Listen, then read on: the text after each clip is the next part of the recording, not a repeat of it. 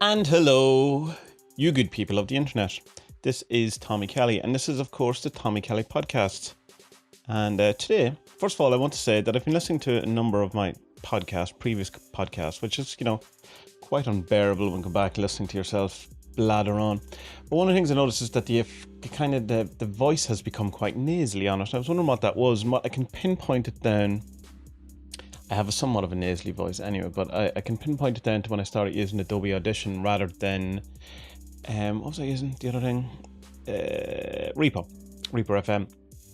And it's one of the effects or whatever I was using on. So my apologies for the last couple of podcasts sounding like I was talking completely out of my nose. It was just that the high-end stuff had been pulled back just as an adaptive noise reduction. So hopefully that has cleared up by this episode. If it hasn't and I still sound extremely nasally, well, that's just my voice and there's not much I can do about it, unfortunately.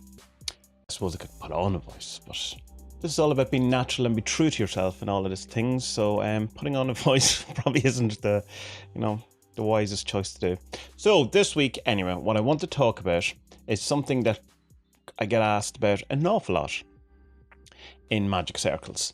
And there's a number of topics in it. One of them is about love magic, another is about curses, and just a general kind of morality and what I feel about all of these type things. The caveat or the preemptive thing I want to say about it is do whatever you want. My morals are not your morals, and you should follow your own heart, follow your bliss. Or do as they will shall be the whole of the law. All of those things. But I'm just going to tell you what I think and why I think it and that sort of stuff.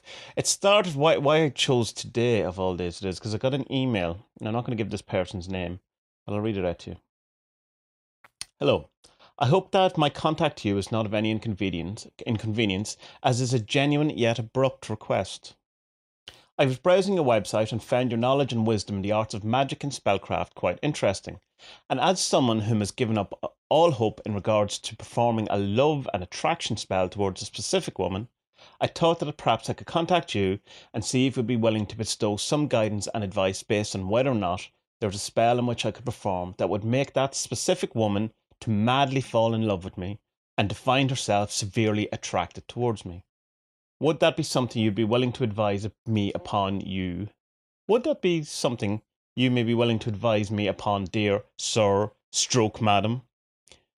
So obviously this has been sent out to a number of websites, not just me, and the person involved is so lazy to not even bother find out if he is talking to a man or woman, or to give the benefit of the doubt, maybe he's just not assuming my gender.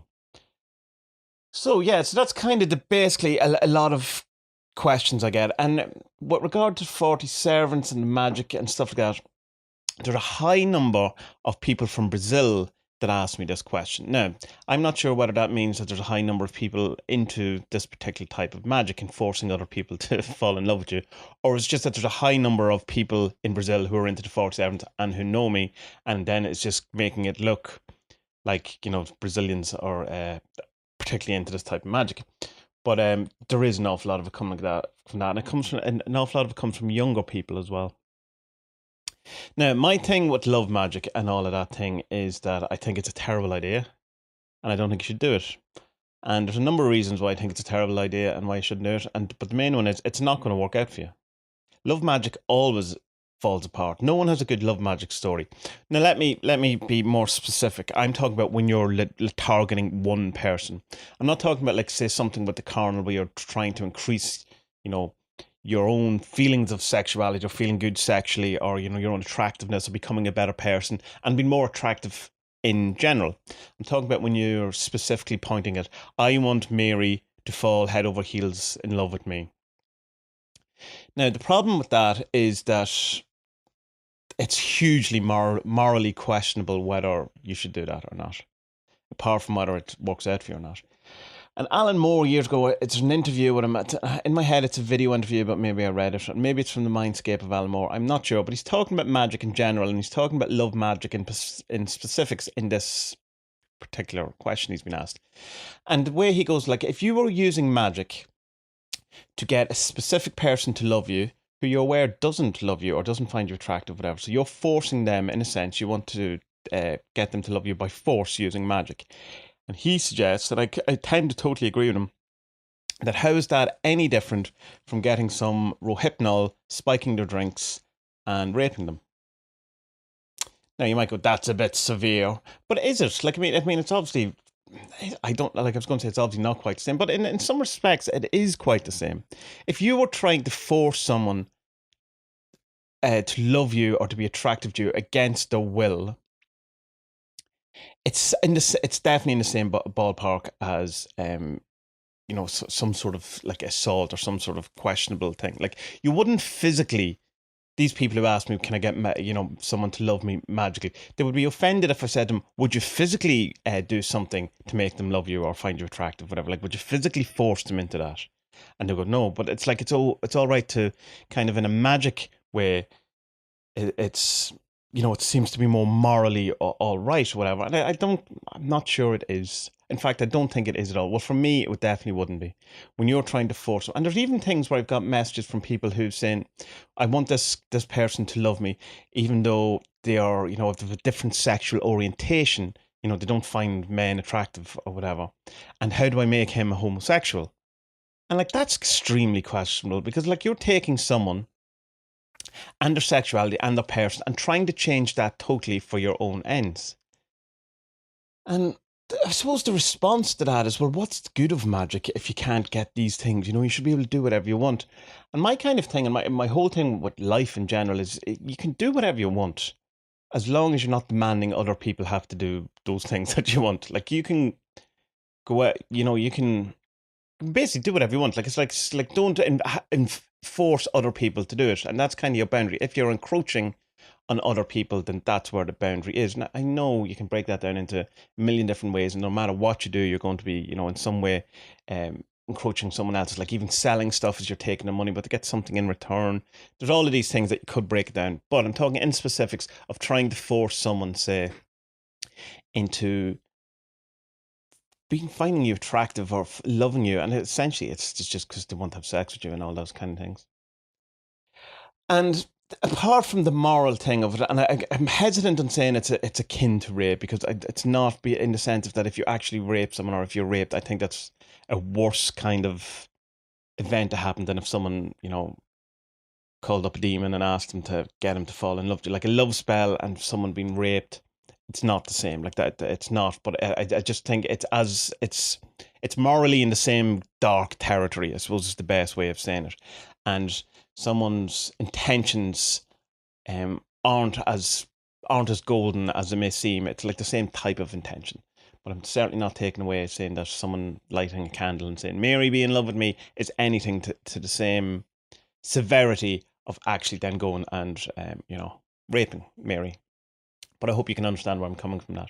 Now, the other thing why I find that love magic, specific love magic, Target Specific Love Magick, doesn't work, is because it's the same kind of thing, that it's the same energy that when you've been going out with someone for years, or and you break up, and there's one person who's really hanging on and wants to be part of the relationship, and one person who wants to go away, and this person who wants to keep in the relationship but get the ex back goes into this kind of weird, kind of pathetic energy, and we've all kind of done it to a certain extent. I know I have. I can't speak for you, so I can't say we all, but it's a very prevalent type energy, and you see it an awful lot, where people become a kind of a weird version of themselves, quite pathetic, quite needy, and quite kind of thing. And I think that's similar to what happens to people who get into this Target Specific Love Magick or whatever, that they turn into this kind of odd kind of person, almost a bit like your Smeagol from Lord of the Rings, and the energy drains to become, I don't know, kind of like a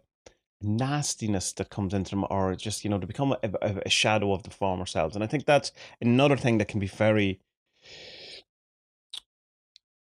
it's something it's worth thinking about, is that you're going to be like, to do this, you're kind of making, you're changing yourself too. You're trying to try and get this person. This has become the target, rather than, don't limit yourself to this. Like, go out into the world and do your own thing. Now, the love magic that can work, and is one I did myself personally, is that you can do love magic to attract someone. And I'll tell you what I did years and years and years and years and years ago. I had just come out of a terrible relationship, and loads of terrible, including, my involvement in it, not just the other person. It was all just crap. And I left kind of a group of friends that was attached to this relationship and a whole other thing, and there was loads of things. And I kind of spent a few months just trying to sort my head out, whatever. And it was the first time I was really getting into magic, in the sense of I was calling it magic rather than whatever it was I was kind of calling it. I was kind of reading a lot of Wiccan books and stuff like that at the time. So I got into the kind of the seasonal things and the timing of it and all that sort of stuff. So the idea I had was rather than trying to get my ex back or trying to repair relationships, or whatever, the love magic that I did, and it's from a book, that big green book, the Elemental Encyclopedia of 5,000 Spells. Which is a great book. It's very, and it's full of love spells. So if you really want to know how to get married, fall in love with you, there's probably the spell you're looking for is in that. On your own head, be it. And, keep in mind, Mary doesn't want it. Or any of these other people. It's not just Mary. It's not just exclusive to Mary's. But anyway, the idea of this thing was to attract, your perfect partner, your soulmate, whatever. So I was just putting it out there to someone. Basically, my spell was, can, it be arranged, or can I in some way arrange this, that I find someone who I really like, who I can be, stand to be around, who I enjoy their company, who makes me happy, makes me laugh, I find them interesting, and who also finds the same about me.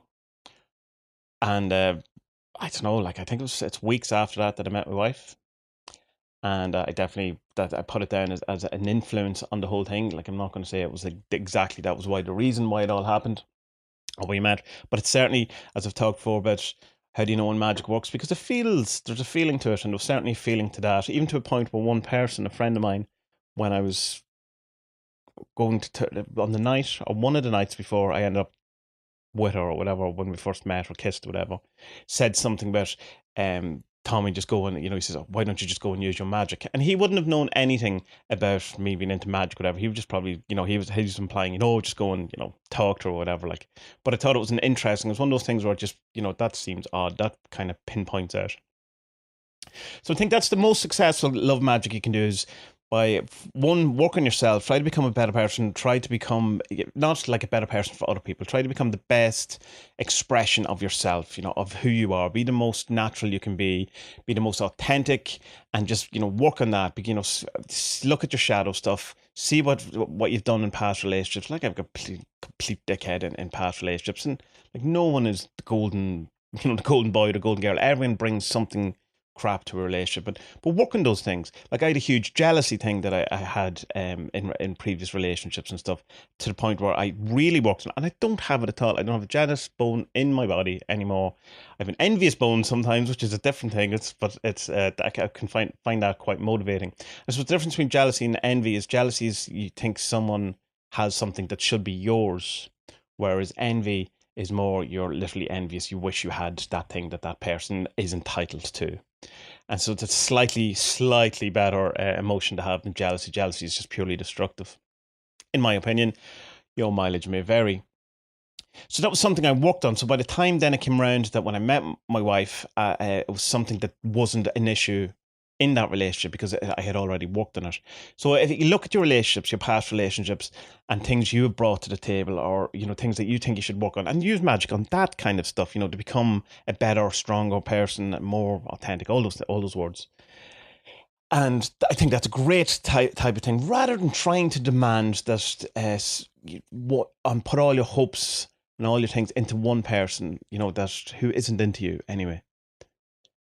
Because if they were, you wouldn't be emailing people on the internet asking them how to, get them to fall madly in love with you. And so just, keep your love magic or your romance magic or whatever it is as open-ended as possible. Bring me someone rather than bring me Jill in accounting or Sean in, I don't know, what other departments do you have in design or whatever it is. I feel that's much better. Not even from a moralistic point of view, but from an actual practical point of view, in that it's much more likely for you to get a match, for you to have a successful outcome. If magic is probability, and it seems in some part it definitely is, there's a greater probability of you finding happiness in an open-ended love magic than in Target Specific Love Magick, particularly when you already know that the other person isn't into you. And that goes the same for the second question that's as likely, that is how to get your ex back. Stop trying to get your ex back. If it's the same thing. Use your magic to get over your ex, to improve your life in different ways, to learn from those things and move on. That's my thing, because otherwise you're prolonging the agony of these things on both sides, and it doesn't ever work out for you. It just makes things harder because you're adding more to that fire. You're prolonging the pain and you're not getting the closure because you're totally worried. It's that thing when you're like, you broke up with someone and until someday you just realize, oh, I don't want to do that anymore, and only from then can you move on. Unless, of course, you broke up with the person, and then it's a lot quicker than that. But this kind of brings me on to the other side of things, which is another thing I get asked about an awful lot as well, is about curse work. And I am not into curse work whatsoever at all. And again, it's not from a moral, not again, because the other thing was from a moral point. This isn't really from a moral point of view. Because, if someone has done something, I think you're every entitlement to, in some way, repay them for that. The reason why I'm not into it is because of the thing that it prolongs the agony, prolongs your attachment to this person. It sets you up in a different relationship and a more long-term relation with someone. I prefer to just banish, get rid of the fuckers. That's my thing. Just get them out of your life.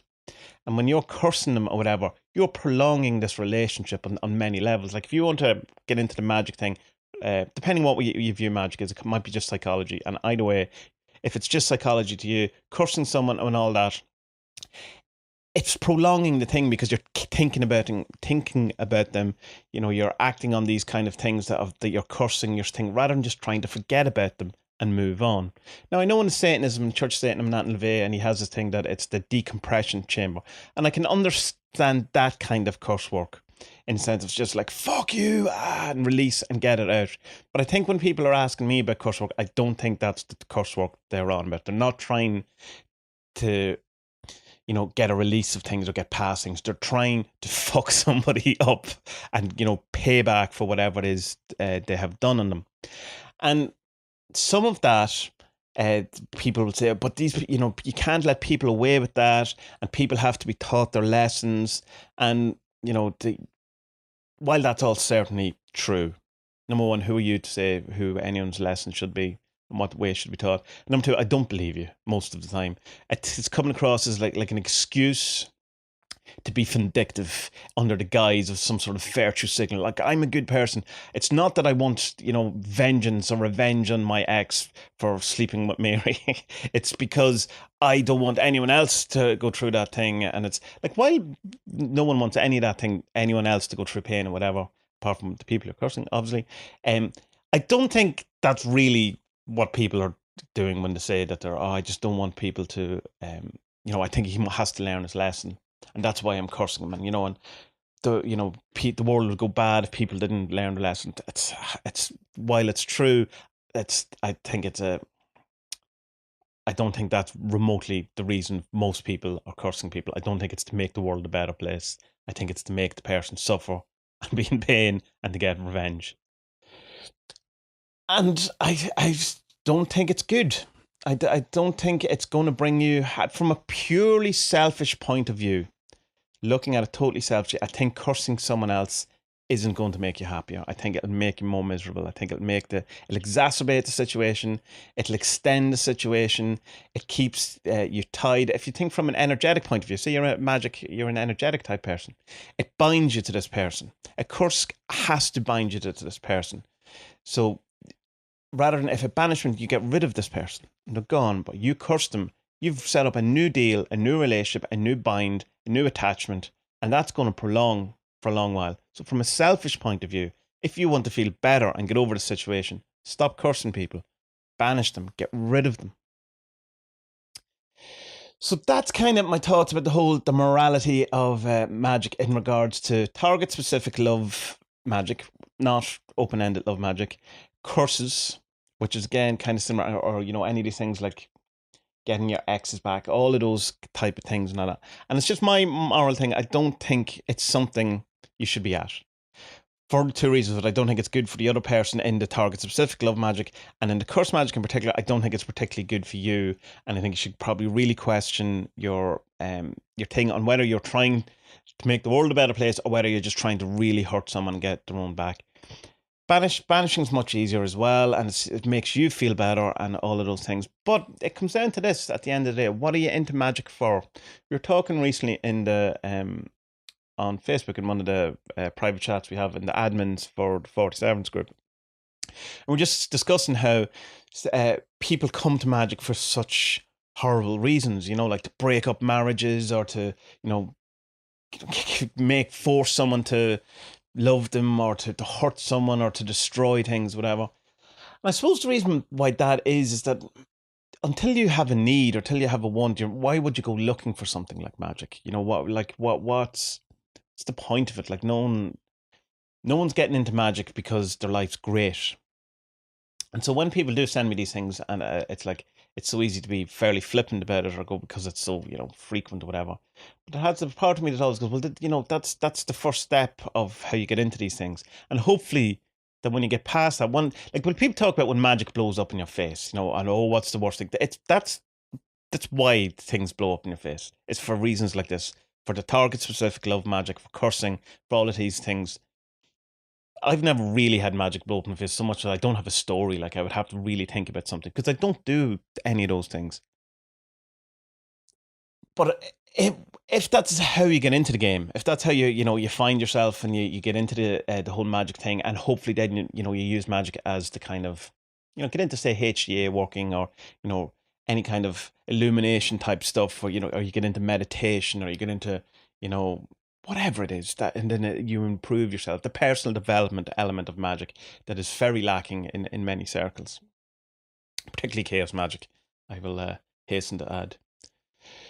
So while it's not great, whatever, if it ends up that it brings you to a good place, then do that curse, have it backfire on you. Burn your hands, stick your hands in the fire and burn, and don't do it again.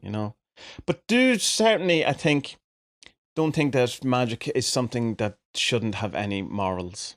The morals element of it, of course, and people are going to hate me saying this because people go, magic has no morals. The morals I'm talking about are your own morals. And if you wouldn't do something physically in the real world to someone, then I would suggest not doing that magically to them either. In fact, for the most part, just leave other people alone. And if you have something, magic yourself, work on yourself, try and always have your focus on what can I do to change.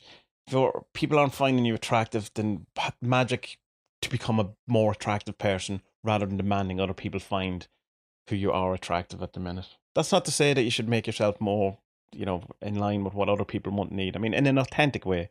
Become the best expression of yourself that you possibly can. So, yeah.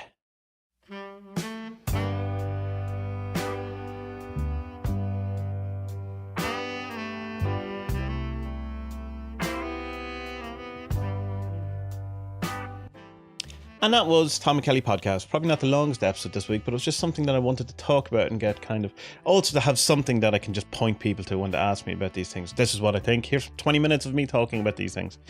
And again, to reiterate, my morals are not your morals, and you have every right to do whatever you want and every right to disagree with me. But this is the Tommy Kelly Podcast and not your podcast. So, you're going to get my opinions on these things. But ultimately, do as thou wilt should be the whole of the law.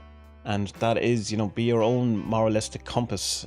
We spend so long trying to, break free, particularly in chaos magic, away from, things that we've been brought up with, maybe, or different religious stuff that we're in, that to go from one into another kind of restrictive morally thing, it's probably not the greatest thing in the world. But besides, this is what it is. Do your own thing. These were just my opinions. If you want to hear more of my opinions, then you can go to TommyKellyPodcast.com, and that's Tommy with an IE, Tommie, Kelly with a Y, and podcast the way it's spelled the world over. I used to always spell podcast or type podcats, whatever way my hands would go when I'd spell it, and it would always come up wrong as podcats. That would make me sad to kind of change it, because I kind of like it.